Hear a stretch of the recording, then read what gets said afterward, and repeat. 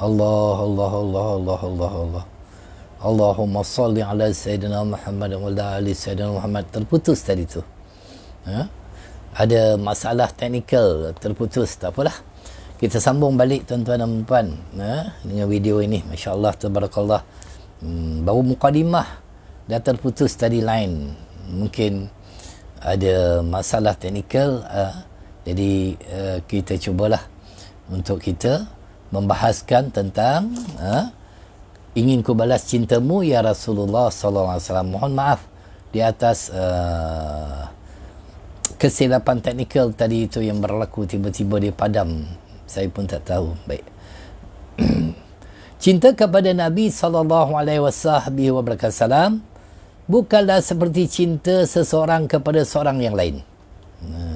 Cinta kepada Nabi adalah satu ibadah yang agung. Itu satu ibadah yang agung. Adalah satu ibadah yang agung, jalan untuk mendekatkan diri kepada Allah Subhanahu wa taala, qurbah. Asas yang penting dalam agama dan merupakan paksi penting dalam keimanan. Itu cinta kepada Rasulullah sallallahu alaihi wasallam. Tak ada pilihan kita. Kita dengan manusia lain, kita boleh buat pilihan sama ada kita nak mencintainya ataupun kita membencinya. Tetapi dengan Rasulullah sallallahu alaihi wasallam itu tidak ada pilihan. Wajib mencintai baginda Nabi sallallahu alaihi wasallam. Baik. Imam Abu Sulaiman Al-Khatabi mengatakan bahawa cinta kepada Rasulullah sallallahu alaihi wasallam itu bukanlah cinta biasa seperti cinta kepada diri sendiri, tetapi ia adalah cinta ikhtiari, yakni yang perlu kita mengusahakan agar terbit rasa cinta kita kepada Rasulullah sallallahu alaihi wasallam, kerana ia bukan cinta biasa, bukan secara fitrah. Apatah lagi kita tidak mengenal baginda Nabi sallallahu alaihi wasallam. Kita lahir kita tak kenal Rasulullah. Dan bukannya nasab keturunan kita. Jadi mana mungkin untuk kita mencintai seseorang yang tidak kita kenal. Sebagaimana kata bidalan, tak kenal maka tak cinta. Maka kita nak kenal dengan Rasulullah sallallahu alaihi wasallam agar kita itu dicampakkan oleh Allah SWT perasaan yang terbit dalam benak hati kita mencintai Nabi sallallahu alaihi wasallam. Untuk menghasilkan cinta kepada Nabi sallallahu alaihi wasallam melebihi cinta terhadap diri sendiri, seseorang itu hendaklah melakukan sesuatu yang dicintai oleh baginda sekalipun perkara itu tidak disukai, seperti mempertahankan baginda daripada serangan musuh dan menyahut seruan jihad, walaupun dirinya sendiri mungkin akan cedera dan terbunuh. Siapa nak terbunuh kan? Siapa nak cederakan diri? Tetapi demi cinta kepada Rasulullah sallallahu alaihi wasallam kita lakukan. Itu cinta dengan baginda Nabi sallallahu alaihi wasallam ini bukan cinta biasa, luar biasa, masya-Allah tabarakallah. Ibnu Battal dan Qadiyat mengatakan bahawa cinta itu ada tiga. Cinta ada tiga. Yang pertamanya cinta kerana memuliakan dan menghormatinya. Contohnya cinta kepada kedua-dua ibu dan ayah kita. Itu cinta kerana kita menghormatinya. Kedua, cinta kasih sayang dalam erti kata belas kasihan. Contohnya cinta kepada anak. Sebab ada perasaan belas kasih kita kepada anak, belas kasih kita. Ketiganya cinta mengharapkan kebaikan. Contohnya mencintai orang lain secara umum kerana mengharapkan kebaikan daripadanya. Itu di antaranya.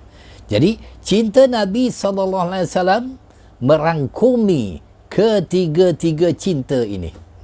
Itu hebatnya. Cinta Nabi SAW merangkumi ketiga-tiga sekali. Mencintai Nabi SAW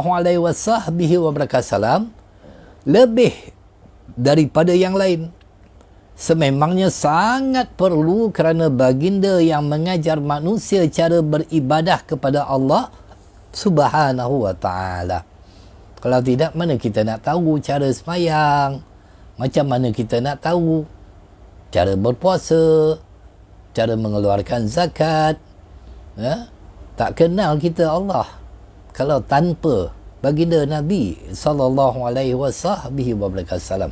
Mulianya Rasulullah SAW ini. Seterusnya mendapat kemuliaan dan ganjaran daripada ibadah yang dilakukan sehingga dikurniakan syurga yang abadi. Kalau kita ikut orang lain kan tak dapat pahala. Tapi kalau kita ikut baginda Nabi SAW, dapat pahala kita, dapat syurga kita. Masya Allah. Baginda yang membawa rahmat kepada manusia, wa ma arsalnaka illa rahmatan lil alamin. Hidup di dunia dan di akhirat. Di dunia dan di akhirat besok. Adapun makhluk lain di akhirat besok nafsi-nafsi, sendiri-sendirilah.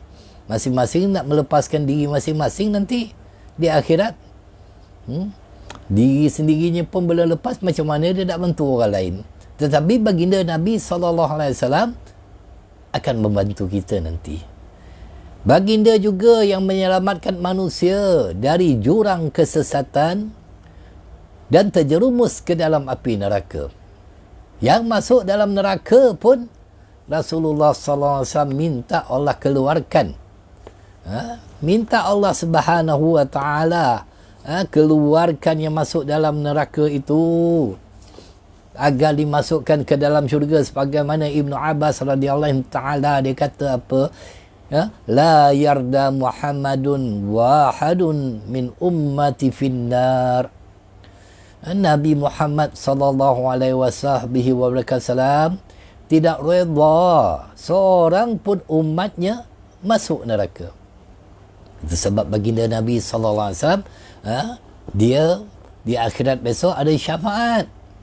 Ada syafaat yang diberi oleh Allah Subhanahu wa taala. Untuk siapa syafaat itu? Untuk kita lah. Kita yang banyak dosa ni, kita yang banyak buat dosa besar. Kita bukan tuan-tuan saja, saya sama juga. Baginda Nabi sallallahu alaihi wasallam menyebutkan syafaati li ahlil kabairi min ummati.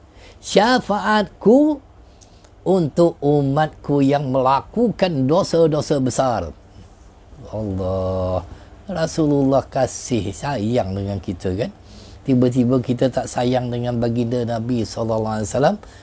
Itu satu yang tidak patut. Mencintai Rasulullah SAW ini tak ada pilihan tuan-tuan. Ia adalah wajib dan merupakan keimanan. Wajib. Cinta kepada Nabi SAW ini merupakan sebuah prinsip akidah. Kalau tak cinta kepada Rasulullah, maka akidah kita masih lagi belum betul, belum sempurna. Ia bukannya persoalan kecil dan terpinggir. Bahkan keimanan seseorang tidak dianggap sempurna jika tidak mencintai baginda sallallahu alaihi wasallam. Justru persoalan cinta kepada Nabi sallallahu alaihi wasallam adalah persoalan akidah. Ni kalau akidah ni jangan main-main. Kena betul-betul, kena usahakan agar dapat kita syafaat Rasulullah sallallahu alaihi wasallam di akhirat besok. Oleh itu, mencintai Nabi adalah satu kewajipan, bukan satu pilihan. Mencintai orang lain ada pilihan kan? Kita cinta kepada seorang wanita untuk kita kahwini. Ada pilihan. Sama ada selama-lamanya untuk kita mencintainya ataupun hanya sampai setengah jalan aja. timbul pula perasaan benci. Ada pilihan untuk mencintai seseorang yang lain. Tetapi mencintai Nabi tak ada pilihan. Jika dengan sesama manusia, seseorang boleh memilih sama ada mahu mencintainya ataupun membencinya. Boleh pilih. Tidak berdosa. Tetapi kita hendaklah saling cinta mencintai. Antara kita itu orang Islam, cinta kerana Allah. Tetapi dengan Nabi SAW, seseorang wajib mencintai baginda sehingga kan tidak mencintainya dianggap berdosa, dan mencintai baginda diberi ganjaran pahala. Itu beza. Dapat pahala. Kalau tak mencintai Rasulullah, hukumnya berdosa. Kerana ini bab akidah, bab keimanan. Jadi kewajipan mencintai Nabi SAW ini disebut secara jelas di dalam Al-Quran, dan daripada hadis baginda Nabi SAW ni. Itu sebab macam mana kita nak balas cinta Rasulullah ini. Kerana di dalam kuliah ini, tuan-tuan, kita akan berikan langkah-langkah untuk mencintai Nabi SAW. Jadi apabila kita ikut cara itu, ada langkah-langkahnya, mudah-mudahan Allah SWT akan menerbitkan rasa cinta kita kepada Rasulullah SAW. Paling tidak pun senantiasalah kita ingat kepada Nabi. Di dalam Al-Quran Allah SWT berfirman, A'udzubillahi minasyaitanirrajim. Qul in kana aba'ukum wa abna'ukum wa ikhwanukum wa azwajukum wa ashiratukum wa amwalun iftaraftumuha wa tijaratun tasyawna kasadaha wa masakinu tardawnaha ahabba ilaikum minallahi wa rasulih wa jihadin fi sabilih fatarabbasu hatta ya'tiyallahu bi amrih wallahu la yahdil qaumal fasiqin.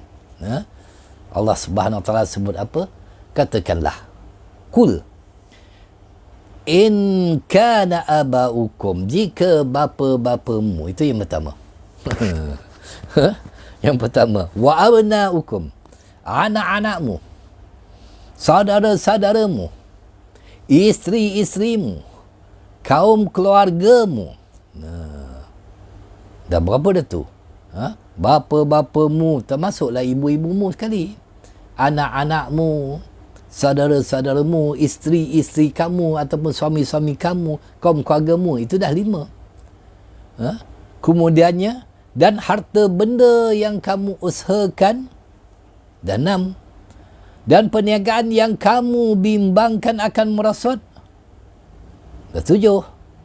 Dan rumah-rumah tempat tinggal yang kamu sukai menjadi perkara yang kamu cintai lebih daripada Allah SWT dan Rasulnya. Jadi macam mana? Dan daripada berjihad untuk agamanya. Kalau itu kita mencintai lebih daripada mencintai Allah, mencintai Nabi, dan berjihad ke jalan Allah, maka Allah Subhanahu wa taala dia mengatakan fatarabbasu hatta ya'ti Allah bi amrih. Kau tunggulah. Tunggulah kata Allah. Maka tunggulah sehingga Allah mendatangkan keputusannya, maksudnya azabnya. Wallahu la yahdil qaumal fasiqin. Kerana Allah Subhanahu taala tidak akan memberi petunjuk kepada orang yang fasik. Allah. Al-Qadi Iyad di dalam kitab Asy-Syifa bi Tarif Hukuk Al-Mustafa menjelaskan bahawa ayat ini adalah nas yang jelas dan hujah yang kuat terhadap adanya kewajipan mengasihi, mencintai Nabi SAW membesarkan kedudukan baginda dan tuntutan melaksanakan hak mengasihi baginda dengan sempurna. Itu jelas, sangat jelas.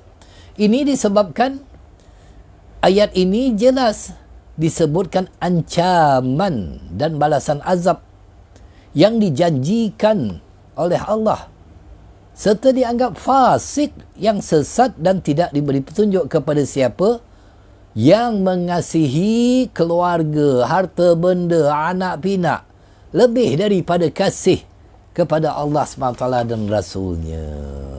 Fatarabbasu hatta ya'ti Allahu bi amrih. Tunggulah keputusan aku, kata Allah. Dalam ayat yang lain Allah Subhanahu wa taala berfirman, an-nabiyyu aula bil mu'minina min anfusihim. Nabi itu lebih utama kepada orang yang beriman lebih daripada diri mereka sendiri. Susah kan? Terbelit kita. Takkan kita tak sayang pada anak kita, mak ayah kita, saudara mara kita, rumah kita, harta kita, kita sayang. Tapi macam mana nak buat tu tuan-tuan, agar kita itu dapat mengikis perasaan kasih cinta kepada yang lain selain kepada Allah dan Rasulnya ni. Kita mengaku kita belum lagi dapat melakukan sebagaimana yang dilakukan oleh para sahabat, para sahabat Nabi SAW yang sami'na wa ata'na, dengar dan taat apa saja perintah Rasulullah SAW mereka lakukan. Tinggalkan harta untuk berhijrah, tinggalkan keluarga, semua ditinggalkan. Sehelai sepinggang tinggal. Semua ditinggalkan. Kita mampu tak macam tu? Allah, belum mampu lagi. Tuan-tuan tak tahulah, saya belum mampu lagi lah tuan-tuan. Sebegitu. Jadi dalam mentafsirkan, tetapi kita nak berusaha. Berusaha. Itu sebab yang pentingnya usaha. Sampai tak sampai itu urusan Allah Subhanahu Wa Taala menyampaikannya. Dalam mentafsirkan ayat ini, Waalaikumsalam warahmatullahi, Tuan Said Akmal. Ahlan wa sahlan. Dalam mentafsirkan ayat ini, Imam At-Tabari menyebut Allah SWT menyebutkan Nabi Muhammad sallallahu alaihi wasallam lebih berhak diutamakan oleh orang yang beriman dari diri mereka sendiri. Iaitu baginda berhak menghukumkan apa saja ke atas mereka dari segi hukum, maka Nabi berhak melakukannya ke atas mereka. Takkanlah seseorang yang telah menyelamatkan akidah kita, yang telah mengajar kita menyembah kepada Allah, yang telah berbuat baik kepada kita, yang dengannya itu kita mendapat rahmat di sisi Allah, kemudian di akhirat nanti pula membantu kita. Takkan kita tak ada perasaan cinta? Sekulumit tak ada ke? Kena usahalah. Imam Ibn Katsir menyebutkan perkara yang sama, iaitu apa kata Imam Ibn Katsir, sesungguhnya Allah Subhanahu Wa Taala telah memberitahu tentang kasihnya Nabi ke atas umat baginda Nabi SAW. Kasihnya Rasulullah. Allah SWT lalu menjadikan baginda lebih utama daripada diri mereka sendiri. Dan apa-apa yang berkaitan dengan baginda hendaklah didahulukan daripada pilihan diri mereka sendiri. Hendaklah mendahulukan Rasulullah SAW. Kerana Rasulullah terlalu banyak jasanya untuk kita. Sampaikan bersimbah darah, sanggup terkorban hanya untuk menyelamatkan kita. Allahu Rabbi. Di dalam hadis pula daripada Abu Hurairah radhiyallahu ta'ala, dia berkata Rasulullah sallallahu alaihi wasallam bersabda, "Fawalladhi nafsi biyadihi, maka demi jiwaku dalam kekuasaannya, la itu apa? Tidak. La yu'minu ahadukum hatta akuna ahabbu ilaihi min walidihi wa waladihi wan nasi ajma'in." tidaklah sempurna iman. Bila nak sempurna iman? Kalau ahli mahabbah dia kata tidak beriman. Kita ambil lah tafsir ahli fiqh. Ahli fiqh dia kata apa? Tidak sempurna iman seseorang kamu sehingga aku lebih dikasihi daripada anaknya, ibu bapanya dan manusia seluruhnya. Berat ni tuan-tuan. Tak sempurna iman kita. Kalau kita tidak mencintai Nabi SAW melebihi cinta kita kepada manusia yang ada dalam rumah kita ini, anak kita, ibu dan ayah kita, Allah Rabbi, manusia yang lain, berat kita. Daripada Umar Ibn Al-Khattab radhiyallahu ta'ala, sesungguhnya beliau berkata kepada Rasulullah sallallahu alaihi wasallam, ini sahabat yang sangat-sangat mencintai Rasulullah sallallahu alaihi wasallam, sanggup terpisah jasad dan rohnya itu hanya kerana Rasulullah. Apa kata Sayyidina Umar? La anta ahabbu ilayya min kulli syai'in illa min nafsi allati baina janbaniya.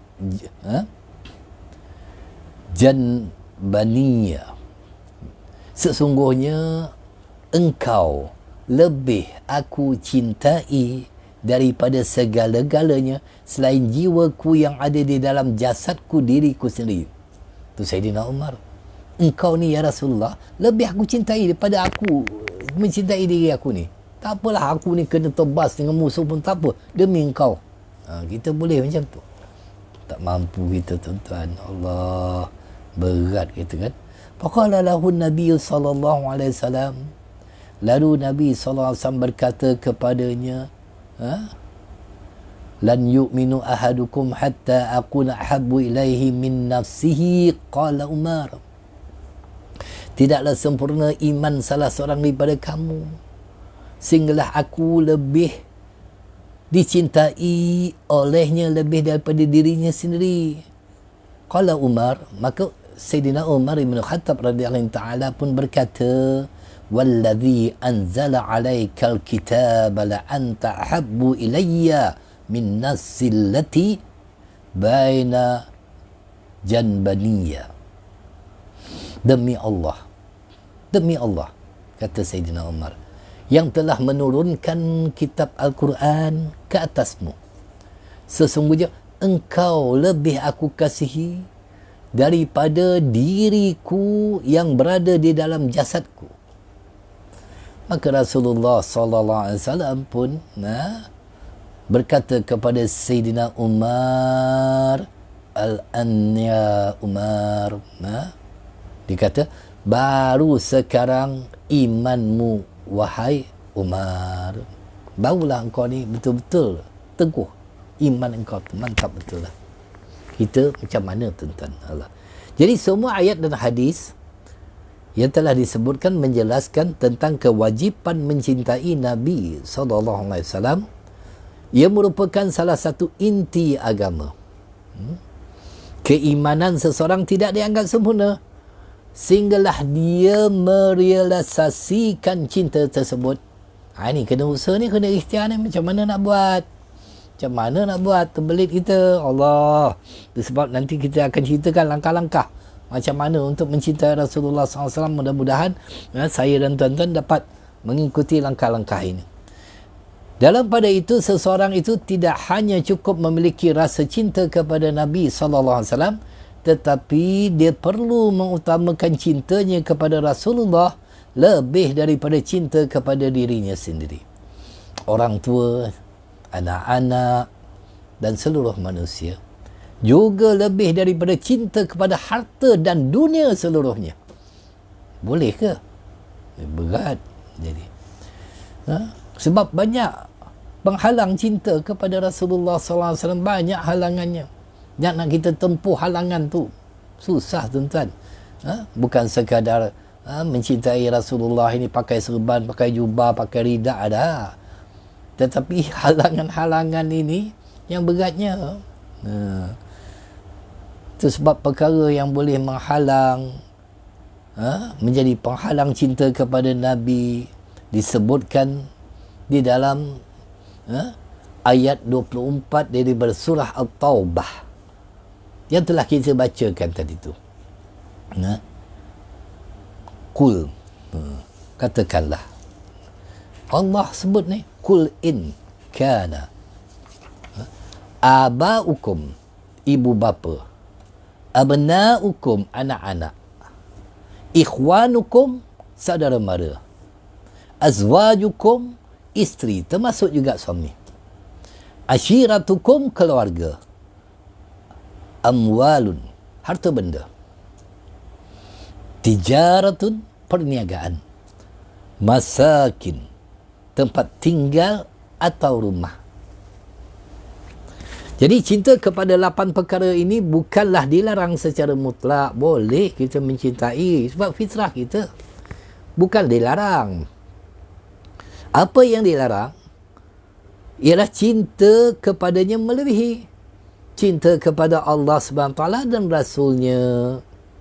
Dalam pada itu manusia selalu tenggelam dan lalai dalam mencintai perkara-perkara ini. Kita lah, tuan-tuan, saya, sama, kita ni sama, tuan-tuan.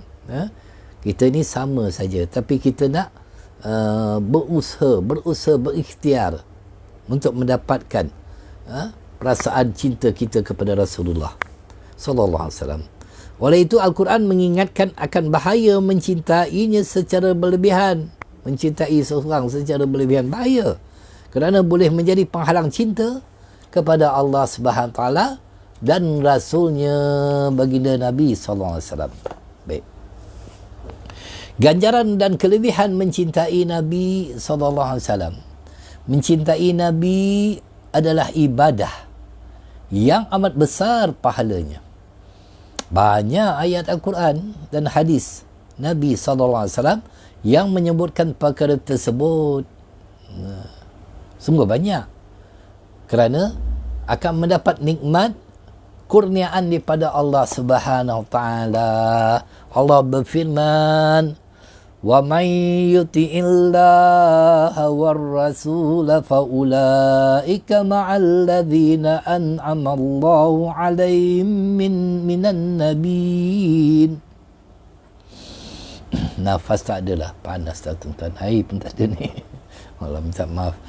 Wa may yuti'illaha war-rasul fa ulaika ma'al ladzina an'ama Allahu 'alaihim minan nabiyyin was-siddiqin wasyuhada'i was-shalihin wa hasuna ulaika rafiqa. Dan sesiapa yang taat kepada Allah dan Rasulnya, maka mereka akan bersama-sama orang yang dikurniakan nikmat oleh Allah kepada mereka, iaitu Nabi-Nabi dan orang siddiqin dan orang yang syahid serta orang yang soleh. Dan amatlah eloknya mereka itu menjadi teman rakan kepada orang yang taat. Itu sebab kita nak tengok rakan kita siapa, kawan kita siapa. Salah satu cara untuk mencintai Allah Subhanahu Wa Taala ialah dengan mencintai Rasulnya, Nabi Muhammad sallallahu alaihi wasallam. Tanda seseorang mencintai Allah Subhanahu Wa Taala ialah dengan mentaati perintahnya.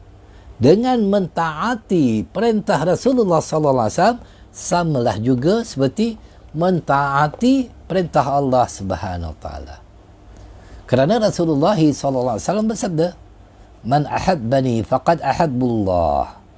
Man ahabbani faqad ahabballah.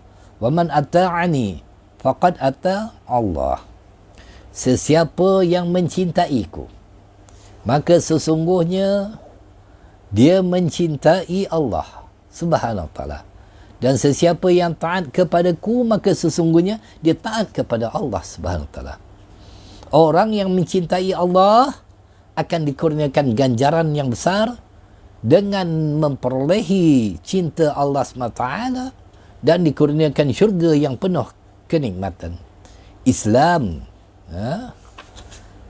mewajibkan ke atas kaum muslimin mencintai Rasulullah sallallahu alaihi wasallam kerana terdapat hikmah yang sangat besar. Erti kecintaan itu ialah ketaatan ketaatan seseorang Muslim kepada Rasulullah pula akan menjadikan dia tetap berada di atas jalan kebenaran selama-lamanya. Dia akan menjadikan syariat dan sunnah Rasulullah SAW sebagai landasan dalam setiap tindak tanduknya. Pada masa yang sama, dia akan menjadikan langkah kekasihnya itu sebagai panduan dan ikutan dalam kehidupannya. Barulah boleh.